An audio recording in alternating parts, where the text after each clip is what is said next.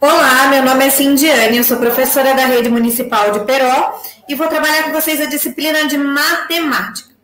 Hoje, pessoal, a gente vai fazer os exercícios da aula 7 e 8, sistematizando o conceito de números, de conjuntos numéricos. Lembrando que a gente trabalhou na aula anterior, no finalzinho da aula, nós trabalhamos como achar uma fração geratriz, certo? Então, a gente vai aplicar agora esse conceito aqui para resolver os exercícios. Bom, então eu tenho lá 2,1666666. Minha parte inteira é o 2. Meu anteperíodo é o 1 e o meu período é o 6. Então, como que ficaria a aplicação? Parte inteira, anteperíodo e período, menos parte inteira e anteperíodo. Tudo isso dividido por 9 para cada algarismo que eu tenho no meu período. Aqui eu só tenho 6 no meu período, então só 9. Quantos algarismos eu tenho no meu anteperíodo? Só 1. Então só 0. E aí eu vou fazer a operação lá, 216 menos 21, que dá 195 dividido por 90, certo? Então, se vocês realizarem lá a continha, fica desse jeito. Ah, professora, mas não tem alternativa aqui. Bom, vamos simplificar então. Se eu dividir o 195 por 5, vai me dar 39. E 90 dividido por 5 me dá 18. Agora eu consigo dividir por 3. 18 dividido por 3 vai me dar 6. E 39 dividido por 3 me dá 13. Então, a alternativa A, 13 sobre 6. Bom, dividir um número por 0,125 equivale a multiplicar pelo quê? Então, a gente vai transformar esse número decimal em uma fração, certo? Então, para eu fazer o processo de transformar uma fração, um decimal em uma fração, eu vou utilizar a regrinha. Na parte de cima da minha fração, eu coloco o número sem a vírgula, então 125. E na parte de baixo eu ponho 1 e acrescento 0 para cada casinha que eu tenho depois da vírgula. Então, 1, 2, 3. 1, 2, 3. Posso simplificar esse valor? Posso. Quanto que é 125 dividido por 5? Vai me dar 25. E 1.000 dividido por 5 vai me dar 200. Consigo dividir por 5 ainda. 25 dividido por 5 dá 5. E 200 dividido por 5 dá 40. Consigo dividir por 5 ainda. Dá por 5 que dá 1. E 40 dividido por 5 dá 8. Então, é a mesma coisa de eu multiplicar por 1/8. Tá aí. Saresp, ele quer que eu faça essa continha aí. Regra para fazer uma subtração de números decimais. Coloco o número, o de baixo é vírgula embaixo de vírgula. Ai, professora, mas o 2 não tem vírgula. Tem sim, ó, ela tá aqui, depois do número, tá? Então, aí eu vou encaixar o outro, ó, com a vírgula embaixo. E aqui vai ficar 7, 8 e 9. Bom, mas aqui tá faltando casinha. Eu preencho com o 0. E aí eu vou operar igualmente a uma subtração normal e mantenho a resposta a vírgula embaixo de vírgula. Bom, então aqui, ó, eu não consigo tirar. Eu vou emprestar daqui, vai ficar 1. Aqui vai ficar 9. Aqui vai ficar 9. Aqui vai ficar 10. 10 menos 9, 1. 9 menos 8, 1. 9 menos 7, 2, e aqui vai me dar o 1. Então, alternativa C. Bom, assinale a alternativa que mostra o número que está entre 2,31 e 2,32.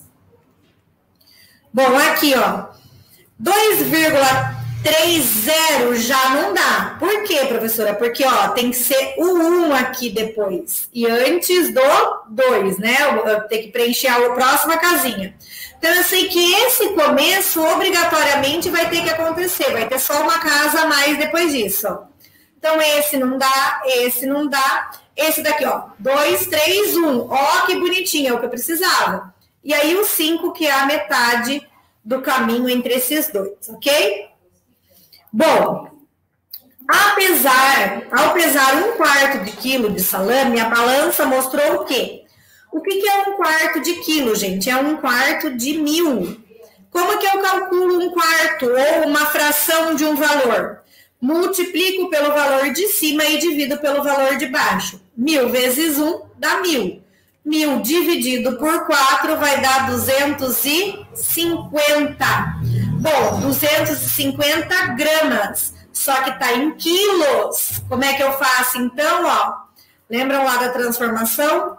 De quilo para ir para grama, eu vou ter que dividir por 1000. Porque 1 quilo tem 1000 gramas. Então, vai ficar 250, opa, pus um zero a mais, dividido por 1000. Dá por 2, não dá para dividir, põe no zero e acrescento aqui. Agora, dá por 2, que sobra 500. Como eu já tenho a vírgula, eu posso acrescentar um zero, tá aqui, ó, que dá por 5 e resta 0. Ah, professora, mas não tem 0,25, mas tem 0,250, que é a mesma coisa, certo? Alternativa B. Bom, antes da gente passar para a próxima aula, eu quero sistematizar com vocês alguns conceitos que a gente viu. Primeiro, fração geratriz. Então, como que eu faço para achar uma fração geratriz?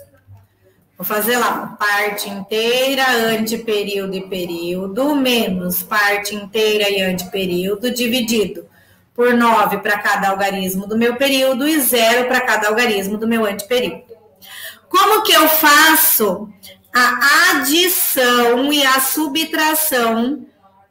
Adição e subtração de números decimais. Vírgula embaixo de vírgula. Vírgula embaixo de vírgula. Bom, como que eu faço para calcular a fração de uma quantidade? Ó, fração de uma quantidade. Eu multiplico pelo de cima e divido pelo de baixo. Como que eu transformo uma fração em decimal? Esse a gente não trabalhou, mas trabalhou o oposto, então eu vou fazer a ida e a volta. Fração para decimal. Ó, cuidado para não confundir com esse. Eu divido o de cima pelo de baixo, certo? E como que eu transformo decimal em fração? Eu coloco o número sem a vírgula em cima e embaixo eu coloco 1 e 0 para cada casa depois da vírgula. Depois da vírgula. Então, pessoal, aqui tem um resumão teórico de tudo que a gente usou para trabalhar nessa aula aí. Bom, agora a gente vai começar a passar para a sequência de atividades número 4. E iremos iniciar a aula 1 e 2. Razão. Comparar por meio de uma razão. Vamos lá. comparar por meio de uma razão. Então, o objetivo desta aula é resolver problemas que envolvam o conceito de razão em diferentes contextos. Modelar situações, problemas que envolvam o conceito de razão, como velocidade, densidade e escala. Então, vamos lembrar o que é uma razão, gente? Razão é eu comparar duas grandezas de mesma ordem, duas grandezas iguais. Exemplo, qual é a razão entre o número de meninas e meninos do 9º ano? Suponhamos que na sala desse 9º ano que eu estou trabalhando, tem 13 meninas e 14 meninos. Então, razão entre meninas e meninos. Lembrando que a ordem em que eu falo as minhas grandezas importa na hora de montar minha fração. Por quê? Quem eu falei primeiro tem que vir na parte de cima da minha fração. Quem eu falei depois tem que vir na parte de baixo da minha fração. Então, ó, meninas com meninos, a menina vem primeiro, o menino vem depois. Se eu falasse meninos e depois meninas, isso daqui ficaria invertido. Então, tomar um cuidado aí. Bom, aqui, gente, a gente vai trabalhar agora a ideia de algumas razões que a gente trabalha com elas e não para, às vezes, para visualizar que eu estou comparando grandeza, certo? Bom, então vamos lá. Uma dessas razões que a gente trabalha é o conceito de velocidade. E a gente consegue fazer o cálculo dessa velocidade, só saber como eu calculo essa velocidade, só analisando a unidade de medida da minha velocidade. Ó. Como que eu calculo velocidade? Quilômetros por hora. Ó, quilômetros por a minha barrinha de fração. Ora, isso significa que eu vou fazer o quê? Em cima eu vou colocar quilômetros, embaixo eu vou colocar horas. Então, 120 quilômetros, ó, vai vir em cima. Quantas horas? 2 horas e meia embaixo. Então, eu vou fazer lá 120 dividido por 2,5, que dá 48 quilômetros por hora.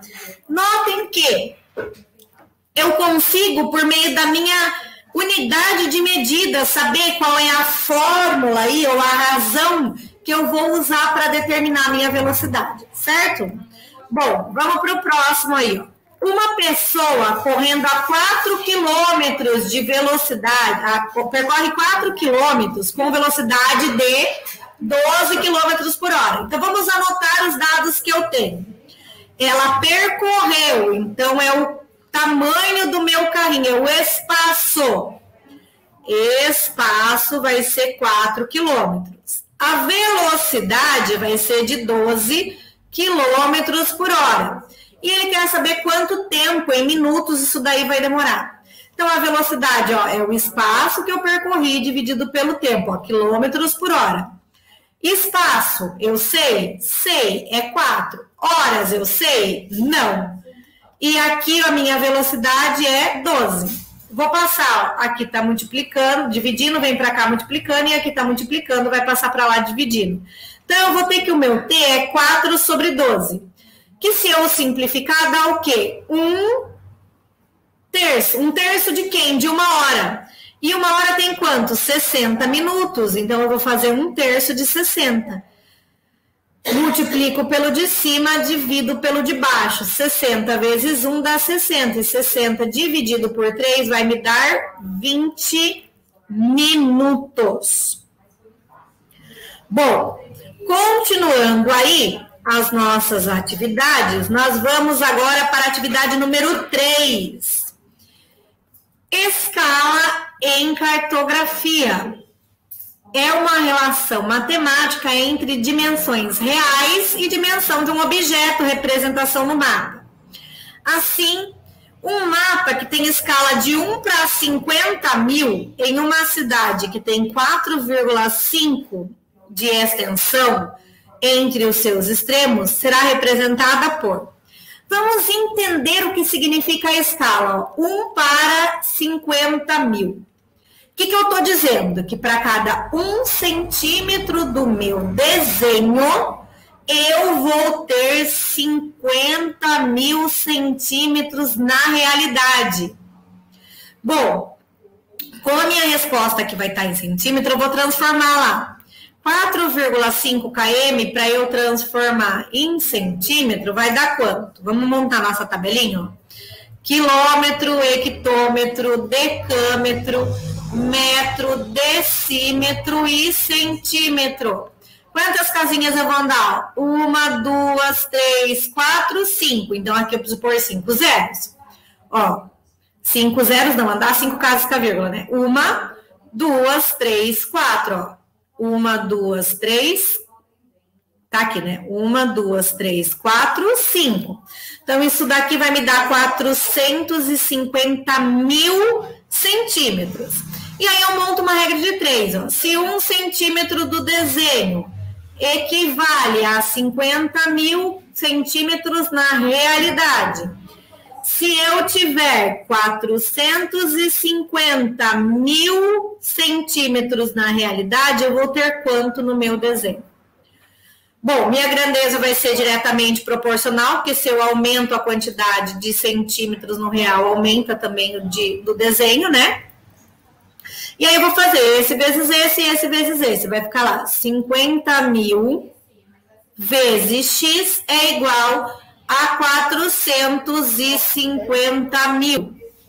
Multiplicando, passo para o outro lado, fazendo a divisão.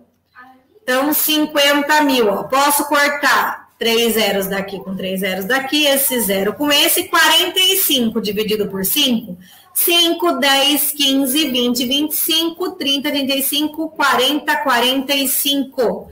Então, vai me dar 9 centímetros. Bom, relate com suas palavras quais foram as estratégias que você usou para resolver o problema. Então, o que a gente usou para resolver esses problemas aqui, gente? Usamos razão, que é a velocidade, usamos transformação de medida e usamos regra de 3. Então, vamos lá. Nós usamos a razão, nós usamos a transformação de medidas,